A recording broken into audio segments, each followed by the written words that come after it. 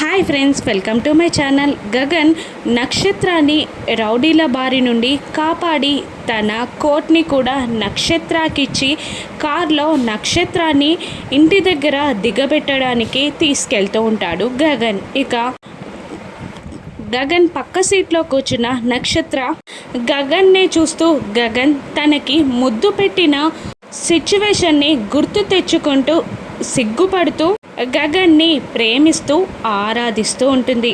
గగన్ మాత్రం నక్షత్రాన్ని పట్టించుకోడు. మరోవైపు భూమి ఇంటికి వచ్చాక శారదాని ఇలా అడుగుతూ ఉంటుంది, ఆంటీ మీకు ఎటువంటి కోడలు కావాలి అని భూమి శారదాని అడుగుతుండగా, ఇక శారద ఎటువంటి కోడలైతే ఏముందమ్మా, వాడు సరే అంటే చాలు అని అనేస్తుంది శారద.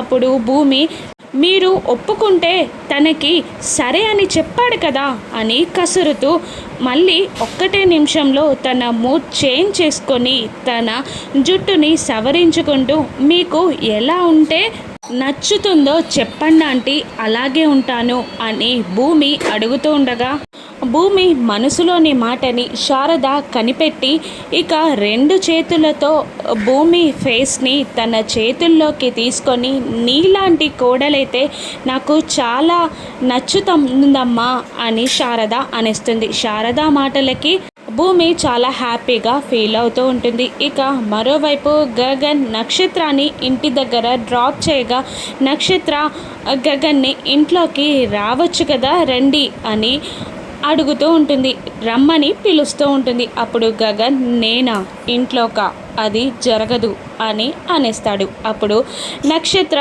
నన్ను కాపాడారు కదా, ఆ కృతజ్ఞతతో రమ్మంటున్నాను అని నక్షత్ర అంటుండగా, ఇక నో వే అని అనుకుంటూ గగన్ అక్కడ నుండి కార్ స్టార్ట్ చేసుకొని వెళ్ళిపోతాడు. ఇక గగన్ వెళ్తున్న వైపే నక్షత్ర చూస్తూ బావా అని ప్రేమగా పిలుస్తూ ఉంటుంది. ఇక నక్షత్ర ప్రేమ గెలుస్తుందా, గగన్ భూమిలా చిన్ననాటి ప్రేమ గెలుస్తుందా?